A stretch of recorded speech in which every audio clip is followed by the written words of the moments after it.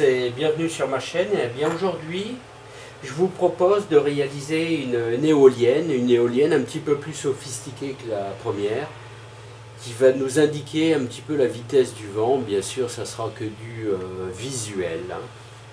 Alors, je vous invite à récupérer deux roulements de vélo, voilà, comme ceci. Voilà. Des petites hélices, alors ça vous trouvez ça dans les congélateurs, frigo, congélateurs. Et n'oubliez pas que quand vous récupérez les roulements, surtout récupérez les boulons qui vont avec pour fixer l'hélice. Vous devez faire une encoche ici, une encoche là, pour pouvoir sur un simple tube d'aluminium, vous voyez, un simple tube d'aluminium, pouvoir placer les encoches juste là, juste ici. Donc je vais essayer de vous faire voir ça de près et je vais maintenir ça avec des colsons qui vont se serrer là. Vous pouvez mettre n'importe quoi, hein, du fil de fer si vous voulez, éventuellement. Hein. Voilà, bien sûr ici nous avons, enfin bien sûr ça sera de l'autre côté parce que là il y a le boulon. Mais c'est pour vous donner une idée du fonctionnement. Voilà, et donc ça tourne. Vous voyez le système. Oh, c'est sympa. Hein, et sa queue, alors c'est une plaque d'aluminium. Voilà, perforée là, pour pouvoir y fixer cette superbe queue là. Hein. C'est vraiment rudimentaire. Hein. Bon, il y a un petit peu de bricolage quand même. Hein, il y a un petit peu de bricolage, c'est tout de la récup, hein, bien sûr. Hein.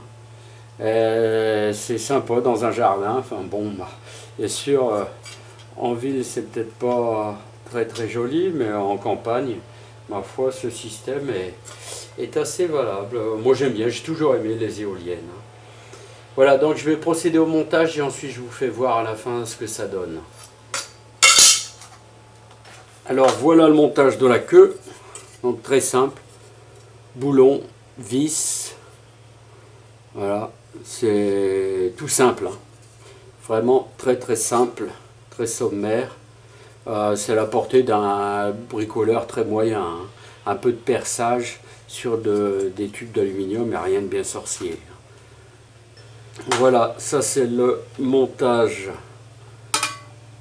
du premier roulement, vous voyez, donc pensez à graisser les roulements à l'intérieur avant de monter le tout parce que ça sera à l'extérieur.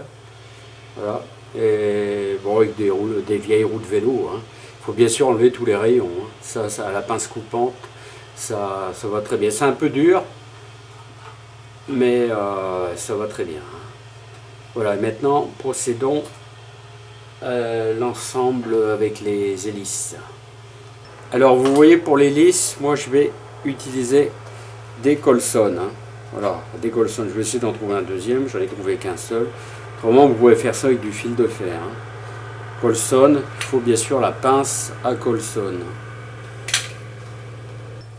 Alors voilà, j'ai fixé un seul colson.